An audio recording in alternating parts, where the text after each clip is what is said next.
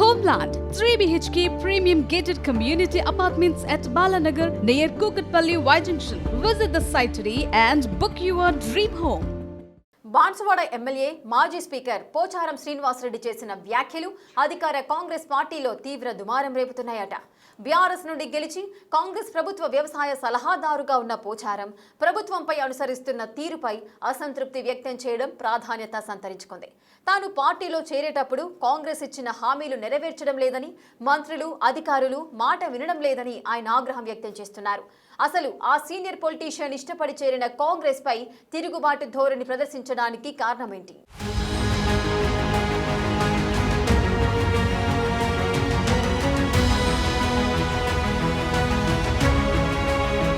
తెలంగాణ ప్రభుత్వ వ్యవసాయ సలహాదారు, మాజీ మంత్రి, మాజీ స్పీకర్ పోచారం శ్రీనివాసరెడ్డి మంత్రుల తీరుపై అసహనం వ్యక్తం చేస్తున్నారు. రాష్ట్ర అభివృద్ధి కోసమే తాను కాంగ్రెస్ పార్టీలో చేరానని ప్రకటించిన ఆయన ప్రస్తుతం నిధుల విడుదల లేక పనులు ఆగిపోతుండటంతో తీవ్ర అసంతృప్తి వ్యక్తం చేస్తున్నారు. 6 సార్లు ఎమ్మెల్యేగా గెలిచిన నాకే మంత్రులు ఫోన్ ఎత్తటం లేదని, ఇక రాజకీయాలు చేసి ఏం లాభమంటూ బాన్సువాడ సీనియర్ ఎమ్మెల్యే చేసిన వ్యాఖ్యలు వైరల్ గా మారాయి. అభివృద్ధికి నిధులిస్తారన్న నమ్మకంతోనే బీఆర్ఎస్ నుంచి కాంగ్రెస్ లోకి వచ్చామని, తీరా వచ్చాక పెండింగ్ బిల్లులు రాకపోవడంతో నియోజకవర్గాల్లో పనులు స్తంభించిపోయాయని పోచారం అసంతృప్తి వ్యక్తం చేస్తున్నారు. మంత్రులు అధికారులు తన మాట వినటం లేదని ఆయన బహిరంగంగా వ్యక్తం చేసిన అసంతృప్తి రాజకీయ వర్గాల్లో చర్చనీయాంశమైంది. ప్రభుత్వ సలహాదారు హోదాలో ఉండి ఆయన ప్రభుత్వంపై విమర్శలు చేయటం పార్టీ నేతలను విస్మయానికి గురి చేసిందట.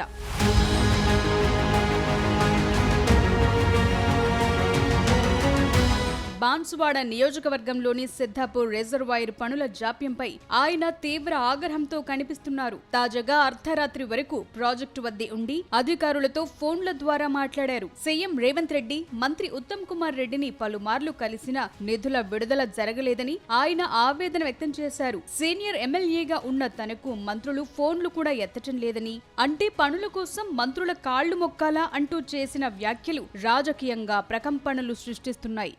1 గంటగా ఫోన్ లేదు, ఏదైనా ఎమర్జెన్సీ ఉంటుందని ఫోన్ పక్కన పెట్టుకుంటుంది. కొంతమంది నాయకులు ఫోన్ లేకపోతే బాధ కలిగేది. ఎమ్మెల్యేలు ఫోన్ చేస్తే నాయకులు ఫోన్ లేకపోతే ఎవరు లేపాలి? అంతకు మించి నేను కోరుకున్నది ఏంటి, నా కాన్ఫరెన్స్ లో జరిగేటువంటి అభివృద్ధిలో మీ అందరి సహకారం కావాలి, అధికారుల సహకారం కావాలి, కలెక్టర్ల సహకారం కావాలి, మంత్రుల సహకారం కావాలి, ముఖ్యమంత్రి సహకారం కావాలి. నేను ఒక్కరిని చేయలేదు కదా, ప్రతిపాదించగలుగుతాను, చెప్పగలుగుతాను, కోరగలుగుతాను. చేసేటువంటి వ్యక్తి ప్రభుత్వం ఉన్నవారు చేయాలి. సిద్ధాపూర్ రిజర్వాయర్ పనులు నిలిచిపోవటం పోచారం అసంతృప్తికి ప్రధాన కారణంగా మారింది. నిధుల కొరత కారణంగా ప్రాజెక్టు పనులు ఆలస్యం కావటాన్ని ఆయన తీవ్రంగా తప్పుపడుతున్నారు. నిధుల కోసం మంత్రుల కాళ్లు పట్టుకోవాలా అంటూ చేసిన వ్యాఖ్యలు సంచలనంగా మారాయి. ప్రభుత్వం నిర్లక్ష్యం వహిస్తే సహించబోమని ఆయన హెచ్చరించారు. అధికారులు కూడా తన మాట వినటం లేదని ఆయన అసహనం వ్యక్తం చేశారు. సీఎం ఇచ్చిన హామీని అమలు చేయాలని డిమాండ్ చేశారు. ఈ పరిణామాలు జిల్లా రాజకీయాల్లో ఉద్రిక్తతను పెంచాయట. బీఆర్ఎస్ నుంచి గెలిచి కాంగ్రెస్ లో చేరిన పోచారం రాజకీయ నిర్ణయం అప్పట్లోనే చర్చనీయాంశమైంది. 2024 జూన్ 21న సీఎం రేవంత్ రెడ్డి స్వయంగా ఆయన నివాసానికి వెళ్లి పార్టీలోకి ఆహ్వానించడం ప్రాధాన్యం సంతరించుకుంది. ఏఐసీసీ అధ్యక్షుడు మల్లికార్జున ఖర్గే సమక్షంలో ఆయన కాంగ్రెస్ కండువ కప్పుకున్నారు. అయితే డీసీసీబీ చైర్మన్ గా ఉన్న ఆయన కుమారుడు పోచారం భాస్కర్ రెడ్డిని ఆ పదవి నుంచి తొలగించడం రాజకీయ సమీకరణాలను మార్చింది. రాబోయే ఎన్నికల్లో కుమారుడికి టికెట్ హామీతోనే ఆయన కాంగ్రెస్ లో చేరినట్లు ప్రచారం సాగుతోంది.